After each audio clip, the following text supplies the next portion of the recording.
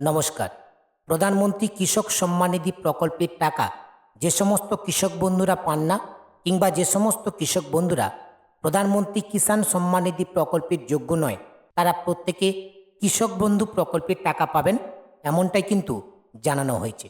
এবং ইতিপূর্বে যারা কৃষক বন্ধু প্রকল্পের টাকা পেতেন, তাদের ভেরিফিকেশানের জন্যই একটি লিস্ট কিন্তু প্রত্যেক গ্রাম পঞ্চায়েতে পাঠানো হয়েছে। এবং এই লিস্টে আপনার নামটি রয়েছে কিনা সেটা অবশ্যই গ্রাম পঞ্চায়েতে কন্ট্যাক্ট করে জেনে নেবেন। যদি আপনার নাম এই লিস্টে থাকে তবে কিন্তু আপনাকে ভেরিফিকেশান করতে হবে। ভেরিফিকেশান কমপ্লিট হলে আপনি কিন্তু কৃষক বন্ধু প্রকল্পের টাকা আপনার ব্যাংক অ্যাকাউন্টে পেয়ে যাবেন।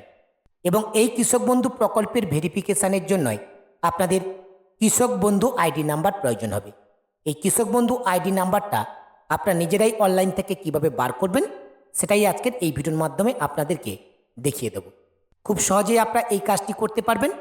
এর জন্য আপনারা সর্বপ্রথম গুগলের সার্চ বারে আসবেন এবং সার্চ বারে কৃষক বন্ধু লিখে সার্চ করবেন। পরবর্তী পেজ আপনাদের সামনে ওপেন হবে।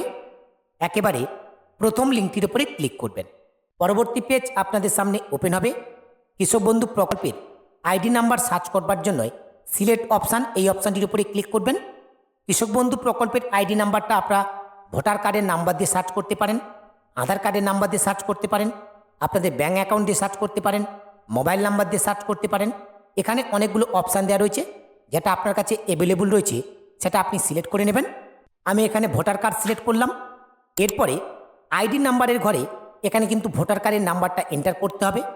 আপনারা যদি এখানে আধার কার্ড সিলেক্ট করেন তাহলে এই জায়গায় আধার কার্ডের নাম্বারটা কিন্তু আপনারা এন্টার করবেন। এরপর ডান পাশের দিকে I am not a robot, এই চারকোনা বক্সটাকে সিলেক্ট করবেন।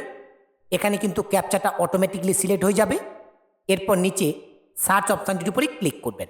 সার্চ অপশানের উপর ক্লিক করবার সঙ্গে সঙ্গে কৃষক বন্ধু প্রকল্পের সমস্ত ডিটেলস কিন্তু আপনার এখানে শো করবে, যদি আপনার কৃষক বন্ধু প্রকল্পে রেজিস্ট্রেশন করা থাকে। এখানে কেবি আইডি, এই কেবি আইডিটা কিন্তু কৃষক বন্ধুর আইডি নাম্বার। এই নাম্বারটাই কিন্তু আপনাদের প্রয়োজন হবে। এই নাম্বারটাকে আপনারা চাইলে কপি করে নিতে পারেন, অথবা এই পুরো ডিটেলসটা আপনারা কিন্তু প্রিন্ট আউট করে নিতে পারেন। এবং এই ডিটেলসের মধ্যে আপনার আধার নাম্বার, আপনার নাম, আপনার ডিস্ট্রিক্ট, আপনার ব্লক এবং আপনার কোন গ্রাম পঞ্চায়েত সেটা কিন্তু আপনি এখানে দেখতে পাবেন।